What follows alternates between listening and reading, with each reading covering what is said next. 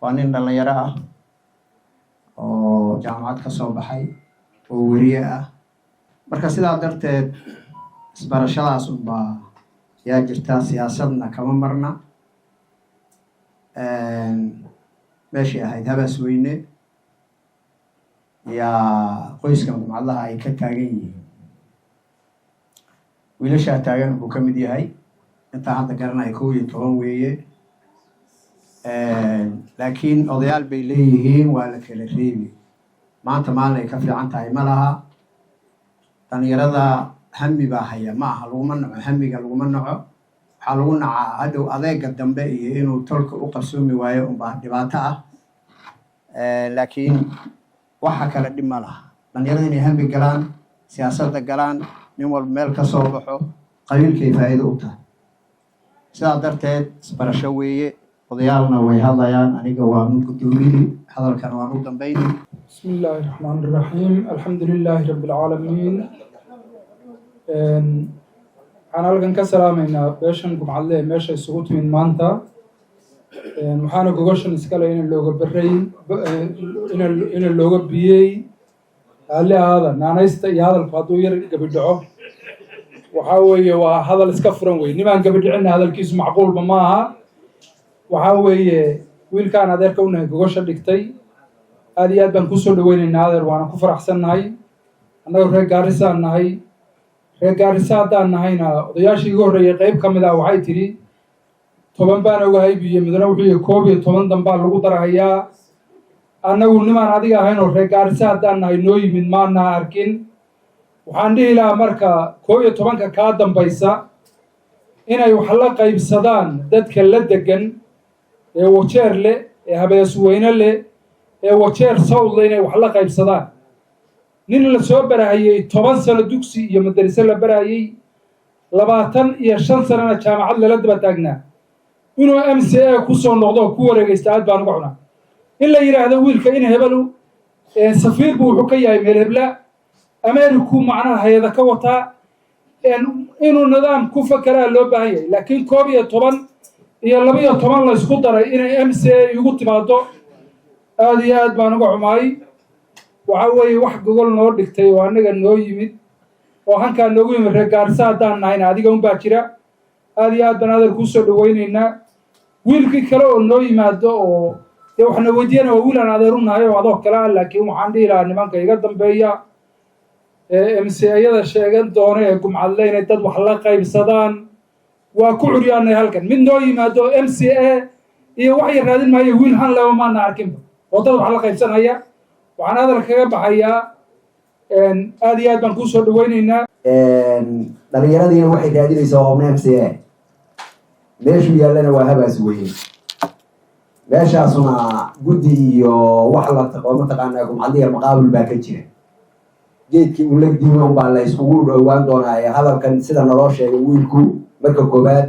dadkan ehelkay adeeradii iyo dadkan dhalay isma yaqaanaan heer Gaarisa saa daraadeed inuu dadka heer Gaarisa barto oo asaguna ehelkiisa barto annaguna aan baranno muhiimadda qodobka koowaad waa midda labaadna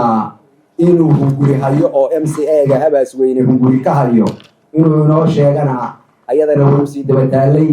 kulley howlahaasoo annagu heer Gaaris baan nahay adeer kusoo dhawow Gaaris kulley hamigaaga waa iska gaari doontaa geedkaas habaas weyne iyo lagdiima gumcadle waxay ka yihiin ubaa wax ka nahay meesha ama nasiibkaa ka qaadi tolkaa wuu kusoo dhaweynayaa barasho wanaagsan aniga Shaafic Cabdullaahi Barra la yidhahaa marka odayaasha heer Gaaris baan ka mid ahay السلام عليكم ورحمة الله وبركاته. السلام عليكم ورحمة الله وبركاته. dhalinyarada odayaasha gabdhaha gumcadle shirka soo ajiibay waa mahadcelin awal mahadsan yihiin salaan kadib wiilkan in looga abaay loo yeelay oo gogladay waa nin hami ku jiro oo wax u soo bartay dadkiisa iyo dalkiisa wiilal kalena si la sheegay khadka ku jiraan inagu reer Gaaris baan nahay wiilkii noo yimaado hal laba waa soo dhaweynaa laakiin meesha xaajada ka goodo oo mataqaanaa dhalinyarada lagu kala reebi doono loo xuli doono macallamaad MC inuu helo waa habaas weyn horta waa shaqadu ka goodo marka adeer macaan soo dhawow inta waa tolka maantana kugu horeysa inaad isbarataan oo mataqaanaa inaad hankaaga u sheegato waa mid meesha ku jirta marka soo dhawow. Assalaamu calaykum. Waan salaamaya adeeradii dhammaan iyo walaaladey iyo maamooyinka hooyada iyo gabdhaha walaalihii kulli waan salaamayaa. Salaan ka bacdi meeshan kulli waxaan isugu keento walaalnimo iyo tolnimo isku keentay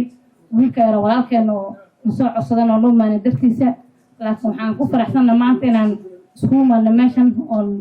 dadka beesha iyo walaaladeyna iskugu imaano waxaan iga codsanayaa dadkiina wajeer ka imaadeen intaa kabtan gaarna waa rabtaan oo kabta ay kalkasana geysaan inaa carruurta aada buugaysaan annaga waxaa rabnaa wiilka gumcadlo oo lasoo qaato midku ahaadaba annaga diyaar baa unaga doonno laakiin waxaa rabnaa inigana inaad sida aan iyada daba soconno oo nigu kulsanno inigana inaad wax noo soo qaadaan wax noo soo goysaan kan hadla kan qaada ma rabna annaga tariibka hore dad inta laga qaaday loo wiil asi istaagtay waxa faa'iido loo keena malaha laakiin waxaa rabnaa inaan faa'iideeda ninku ahaadaba gumcadlo kuu ka ahaadaba in wiilashaas aydo aan si fiican ugu gurmano kuuraha wixii kasoo goosanay iyo wixii ehelba xag ku lahaaba waxaana qofkii noola keeno halkii noola keeno inaan doorano. Assalaamu calaykum. Assalaamu calaykum waraxmatullaahi wabarakaatu. waan salaamay culimada odayaasha dhalinyarta gabdhaha qiimaha badan dhammaantiin waan salaamay. marka koowaad ilaahay baa mahad iskale marka labaad waxaan u mahad celinaynaa dadkan kasoo qayb galay goboshan waa mahadsantihiin. goboshan nin walaalkeen ahaa fidsaday oo la yidhahda cabdisamad looga oo dhalinyarta gumcadle ka mid ah sida la sheegay dhalinyar badan oo gumcadle ah taagan meeshay ka taagan yihiin waa Waasweyne Ward annagana waxaan joognaa Gaaris annaga ma nihin meeshii laga soo qaadayay iyo meeshii lagu reebayay ma nihin keli waxaan nahay dadka tolka ah meeshan jooga ninka noo yeerto oo ehelkeena inaan soo ajiibno waan ku qasbannahay inta aan baana meesha u imaanay oday baa marka hore hawsha gacanta ku han jiray haddana hawshii odayaasha inay ka wareegta oo ilaa wixii taagan waa dhalinyaro dhalinyarta mas-uuliyadda ayada iskale iyo hablaha wax oday la yidhaahdo meesha ka hadli doona mas-uuliyadda markii la tago oo MCA arrintiisa ku hadli doona ma jiraan saan filayno dhalinyarta odayaasha way joogayaan cidahooda isku joogayaan iyo meelihii ay ka imaadeen marka hore dhalinyarta ayadaa maamulka iyo go-aanka gacanta ku hayn doonta kii la reebaayay iyo kii lasoo qaadayna ayadaa mas-uuliyaddeeda iskale taasna waa intaas niyada khayr ha loo sheego waxaan idin sheegayay laba wiil oo gumcadlo isgarab taagan ma arki doontaan taa ayada ku bashaaraysa horta oo hal xil isla rabaan ma dhici doonto waxaa lasoo qaadan doona waa wiil gumcadle midkuu noqdana baa lagu qasban yahay. Assalaamu calaykum waraxmatullaahi wabarakaatu. waa idin salaamay marwooyinka culimada siyaasiyiinta dhalinyarada kulligood waa idin salaamay. Assalaamu calaykum waraxmatullaahi wabarakaatu. anaga magacaygu waa Faadna Cabdigeene wiilkeedadaan waa soo dhaweynaynaa aad iyo aad baan wiilkeedada loo soo dhaweynaynaa haddaan nahay marwooyinka reer Gaarisa waana qaadnay insha Allah inta macaan soo dhawo mar labaad iyo mar saddex. Bismillaahi Rahmaani Rahiim. Assalaamu calaykum waraxmatullaahi wabarakaatuh. waan salaamayaa marka sharafka meeshan maanta ay soo keenay dadkan ummadan gumcadle aad baan u salaamayaa marwooyinka iyo diinka iyo gabdhaha iyo wiilasha dhalinyarada aad baan u wada salaamayaa dhammaantood. Assalaamu calaykum waraxmatullaahi wabarakaatuh. ninkan eedadoonahay cabdisamad looga biyey aad baan usoo dhaweyneynaa soo dhaweedo eedooyinka baanu nahay iyo gabdhihii oo walaalaha iyo madeeradaya aad baan ugu hambaleyneynaa xilligaaga aad ku hamiday inaad maaragta ayaad doorashada istaagto waan kugu garab taaganahay kuma bushiyeyno waan ku garab galaynaa wixii tabartanada ah kaa hagran mayno insha Allah biidnillah. soo dhawow waanu magacay waa odan cawil cabdillah ما شاء الله إيدي معي waxaan ku soo dhaweynay musharaxa Allah sabciyo cabdisamad oo ku soo dhaweeyay insha Allah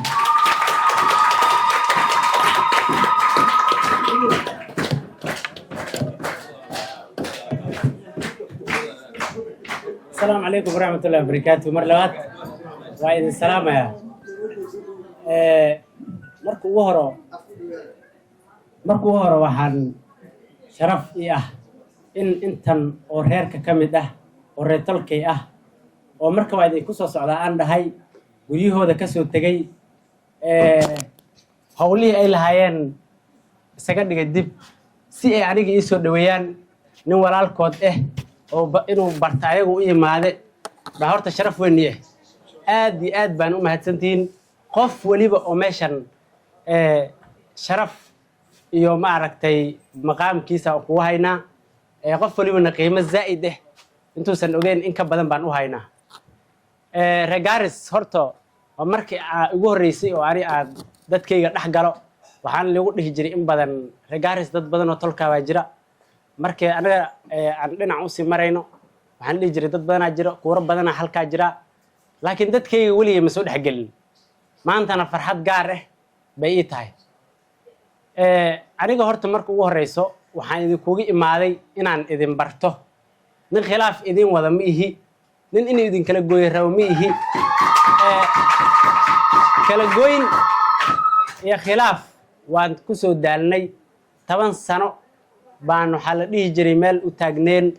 oo walaalow aniga iwad aan isku fahmi waynay waxaana Allah ka rajaynayaa insha Allah inay dib dambe taas dhici doonin aniga oo kamid ah aspirant ka taagan musharaxiinta oo kamid waxaan idin ballan qaadayaa horta aniga meeshan iigu taliyo baan reerkayda raacay tolkayga meeshu iigu taliyo kama weyni ninkiilahow ninkaas isaga ama khilaaf keena ama ma aragtay armo hadhow sida ay dhacdaa waxaas horta ma jiri doonto nin kale kama hadli kari ilaa nin kale nin walba shakhsiyadiisa waay laakiin aniga iska hadli karaa marka sidaas baa horta ogaanaysaan Kenya haddaa joogto wadan waliba wax uu ku dhisan yahay wadankan waa democratic wadan force oo military uu xukumo ma aha wadan waxay waaya codkaaga ku cilbixi karto ninkaad rabto aad dooran karto madaxweynaha bedeli karto sanad walba 5 years way dhamaataa way imaataa 5 sanana sababta loo bedelaya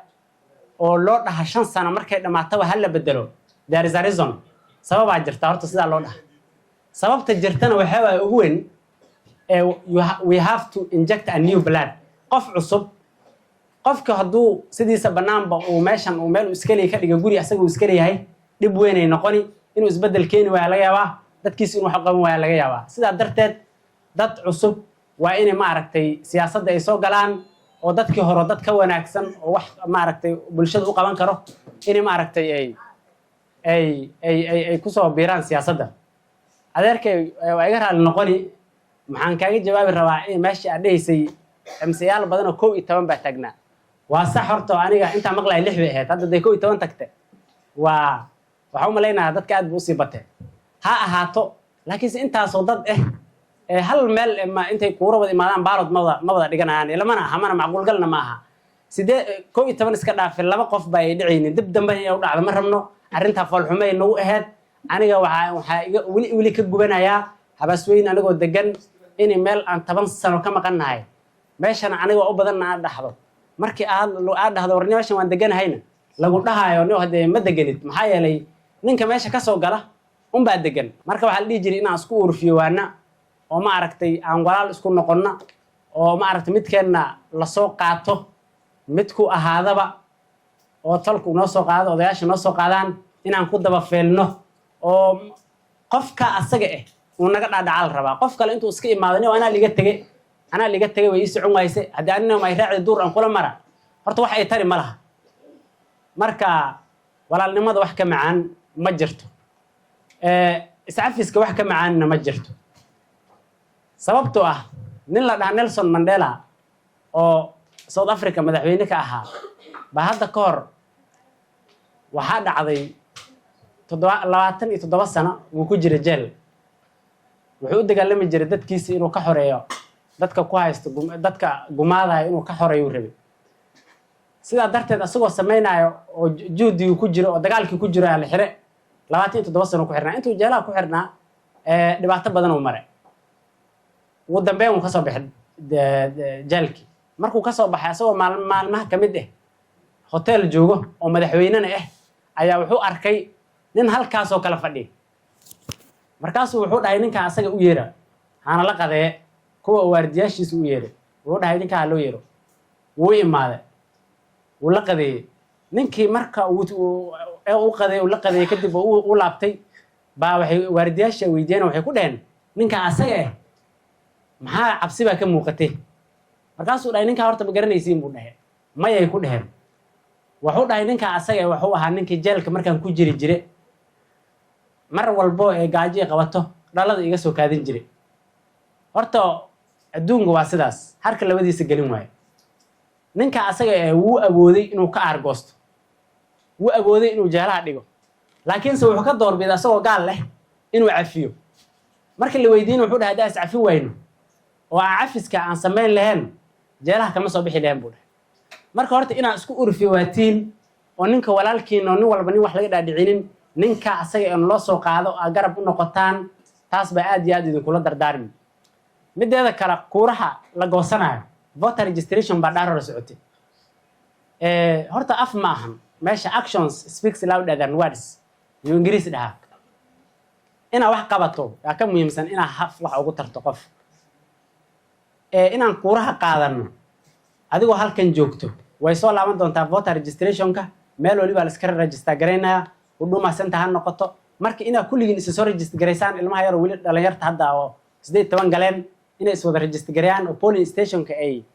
kuuraha ka ridi rabaan ku register garayaan waa arrin aad iyo aad muhiim u ah kuurihiina reer Gaaris kama maarna maantaan ka maarmin bariyan ka maarmin bari dambaan ka maarmin kuurihiina aad baan ugu baahannahay